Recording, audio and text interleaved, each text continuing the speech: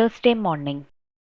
இந்த செடி வந்து நிறைய பேத்துக்கு ஞாபகம் இருக்கும்னு நினைக்கிறேன். நம்ம வீட்டோட என்ட்ரன்ஸ்ல நிற்கும் நல்லா தளன்ட்டு. அங்கேருந்து இங்கே ஷிஃப்ட் பண்ணோம் இல்லையா, அப்போ மேலே இருக்கிற பிரான்ச்சஸ் எல்லாம் உடஞ்சி போய் ஒரு மாதிரி சின்னதாயிருச்சு. வெளியே வச்சிருந்த வெயிலுக்கு சுத்தமாக தாங்கலை.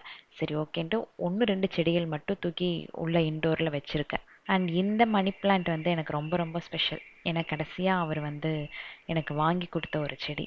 பாட் மட்டும் மாற்றி வை அப்படின்னாரு. ஆனால் அதுக்கப்புறம் ஹாஸ்பிட்டல் அப்படி இப்படின்ட்டு எதுலேயுமே கான்சன்ட்ரேட் பண்ணல. திருநெல்வேலிக்கு அப்படியே வந்துருச்சு.